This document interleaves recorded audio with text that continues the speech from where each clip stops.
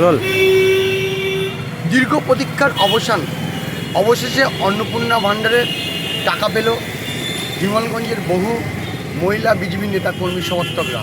আর তারই আবেগ ধরে রাখতে না পেরে বিমলগঞ্জ কালী মন্দিরে তারা রীতিমতো পদযাত্রার মধ্য দিয়ে সেই মিছিল করে পুজো দিলেন।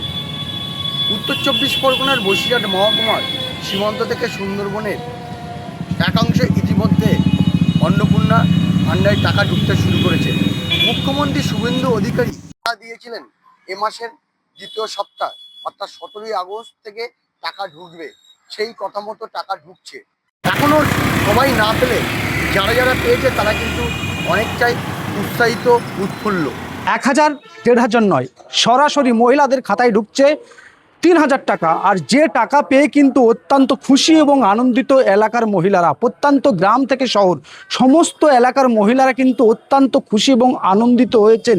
কেননা বর্তমান যে মুখ্যমন্ত্রী রয়েছেন শুভেন্দু অধিকারী, তিনি কিন্তু দীর্ঘ কয়েকদিন আগেই বলেছিলেন 17 আগস্ট সমস্ত মহিলাদের অর্থাৎ অন্নপূর্ণা যোজনার আওতায় যে সমস্ত মহিলারা আছে তাদের অ্যাকাউন্টে অর্থাৎ তাদের খাতায় টাকা ঢুকে যাবে।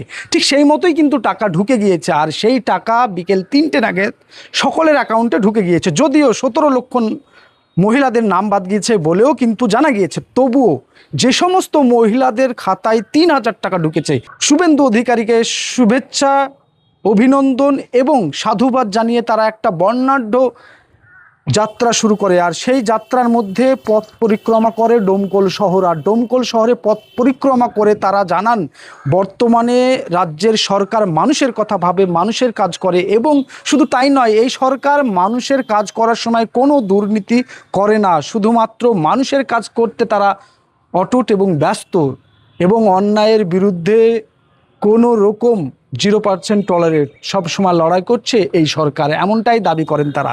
এবং সরকারের সুনামের সাথে সাথে বিগত সরকারের বিপক্ষেও বেশ কিছু কথা তারা বলে। আর তারা কি বলছেন শুনে নেব তাদের বক্তব্যে। তবে এই মুহূর্তে আমরা যেটা জানতে পারছি যে বর্ণাঢ্য যাত্রা, বর্ণাঢ্য পরিক্রমা, সেটা কিন্তু শুধুমাত্র এই যে অন্নপূর্ণা যোজনা, সেই যোজনার টাকা এবার পেয়েছে মহিলারা।